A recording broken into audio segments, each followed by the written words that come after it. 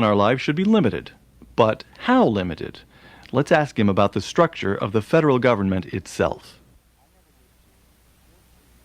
I have a list here of the 14 cabinet departments. Now, 14 is a lot for television, so I want to just go right down the list quickly and have you give me a thumbs up or thumbs down. Keep them or abolish them. Department of Agriculture. Abolish. Gone. Department of Commerce. Abolish. Gone. Department of Defense. Keep. Keep it. Department of Education. Abolish. Gone. Energy. Abolish. Housing. Except as energy ties in with the military. Well, then we shove it under defense. That's the little right. bit that handles the nuclear, Right, that ought to go under plutonium defense. and so forth goes under defense, but we abolish the rest of it. Health and Human Services? There is room for some public health activities to prevent contagion, such a thing as, for example. So you'd keep the National Institutes of Health, say, and the Center for Disease Control down in not the Atlanta? National Institute. Oh, no? Those are mostly research agencies. No. That's a question of whether the government should be involved in financing research. And the answer is no. Well, that's a very complicated issue, and it's not an easy answer with respect to that. We'll eliminate half of the Department of Health and Human Services? Like that. Okay, one half. There we go. Housing and Urban Development? Out. Oh, didn't even pause over that one. Department of the Interior? Oh, well, but housing and urban development has done an enormous amount of harm. My God. If you think of the way in which they've destroyed parts of cities under the rubric of eliminating slums. Jack Kemp. You know, you remember, Martin Anderson wrote a book on the federal bulldozer describing the effect of the urban development. There have been many more dwelling units torn down in the name of public housing than have been built.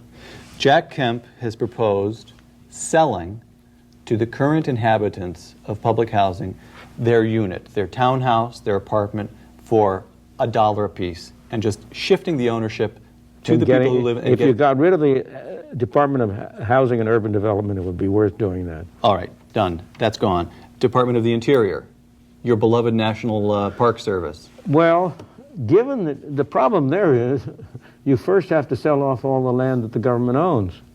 But that's what you should do. But it could be done pretty quickly. It could be done. You should do that. There's no reason for the government to own.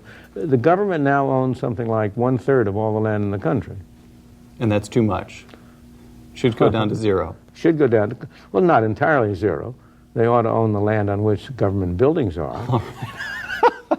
Okay, terrific. Department of Justice. Oh, yes. Keep that one. Keep that one. Labor. No. Gone. State. Keep. Keep it. Transportation. Gone. Gone. The Treasury? You have to keep it to collect taxes. All right, collect taxes through the Treasury. Veterans Affairs? You can regard the Veteran Affairs as a way of paying essentially salaries for services of those who have been in the armed force, but you ought to be able to get rid of it. You should be able to pay it off. Pay it off. Pay off lump sums, perhaps. That's right. And just get rid of it.